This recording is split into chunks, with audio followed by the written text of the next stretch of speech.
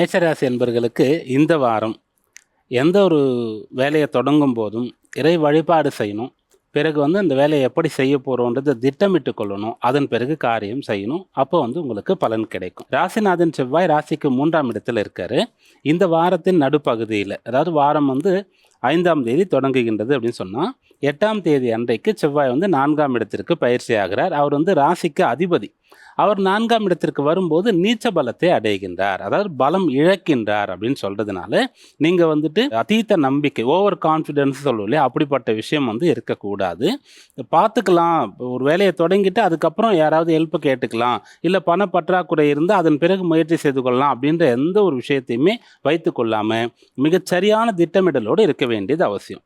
இப்படி சொல்கிறதுக்கு இன்னொரு காரணம் என்னன்னு கேட்டிங்கன்னா, உங்கள் ராசிக்கு 5ஆம் அதிபதியான பூர்வ புண்ணியஸ்தான அதிபதி சூரியன் ராசிக்கு 12ஆம் இடத்துல சஞ்சரித்து கொண்டு இருக்கின்றார். பாக்யாதிபதியாக இருக்கக்கூடிய குரு 2ஆம் இடத்துல இருக்கார். அதனால அந்த குரு அப்படின்னு சொல்லக்கூடிய பணம் வேணும்.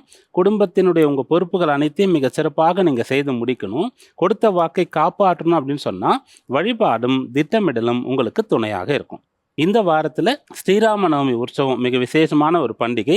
ஏகாதசி விரதம், பிரதோஷ விரதம், பங்குனி உத்திரம்னு சொல்லக்கூடிய மிக விசேஷமான ஒரு உற்சவம், பௌர்ணமி விரதம், இவ்வளவு பண்டிகைகள், விரத நாட்கள் வருகின்றது.